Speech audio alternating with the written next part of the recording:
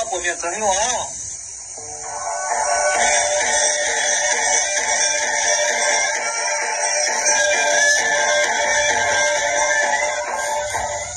新年车对牛啊，我做老一发，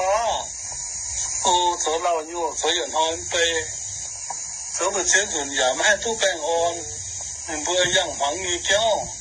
一波新年说年面，你多一波养养狼一叫，新手叫一波养你也苦叫，你叫一波草你苦痛，你也苦叫忙你也话，你不一波动长面。长面sẽ bún đi bữa lại đó, thằng này nói con tuân hiệp hay nha, Giêsu cần giáo đi bữa tiếng mình nghe bữa táo cáo, thiên hùng ẩn hay mong đi bữa, tiếng mình nghe bữa táo cáo sẽ về sinh nên, đi bữa thằng này táo cáo nên ói tiêu kiến đi bữa dần dần thằng nó táo cáo nên ẩn hay mong đi bữa phải, nên dần dần ói đi bữa táo cáo hiểu kiến nên,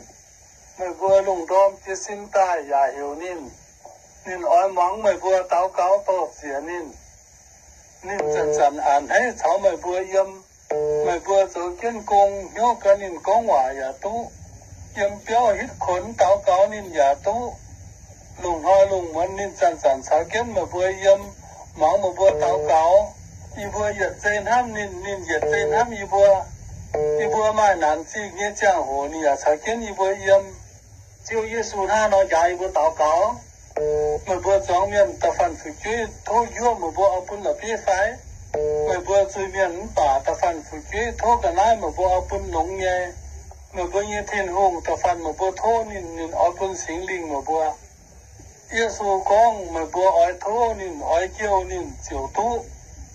thằng này Giêsu ỏi thấy vừa yang ỏi nói ý cho phải sự con ý vừa dần dần hiểu nên nhà đấy thấy vừa dần nên con tung vào tung cầm chia ye tung mà này có mà vừa sản ye tao cáo vừa cái tiếng gì cho to chia mình ye chạy to chia mình ye bây giờ kinh tông ye tháo bàn kinh nhiều ý bữa chơi miền thì sản ý bữa tu xiên mày tài mày ý bữa tu mình ye sinh linh trái bữa tông yếm ya tu mình ye bèn on ya tu mình on lo ý sản ye ánh giỏi thố mày chứ Giêsu thỉnh chính khám như cò yo, thỉnh cần lao cuối như cò yo, cháu đi cái dây cuối như cò yo, cháu vô mẹ chén như mẹ salon như, cháu nằm tòng cần thái sẽ kinh chẳng khé, ya thố mày chứ Giêsu chẳng có tông yếm, xiên mày nghe mày xiên mày như mày thỉnh sinh linh được vừa, thỉnh là bây giờ xiên phim, mày càng xiên mày nghe thố mày quay là vì đâu. Bữa bữa mình bẻ mình như vậy, bữa bữa mình bẻ hay tú, mình như kiểu bữa bữa mình bẻ, bữa bữa hiếu tú xiên mày, chứ thú mày khó liền tém cái xiên mày nghe miền, phải kiếm đó nản nghe bữa in hốt tiêu nghe, thú mày khó liền bữa quay vì nhau dẫn tài,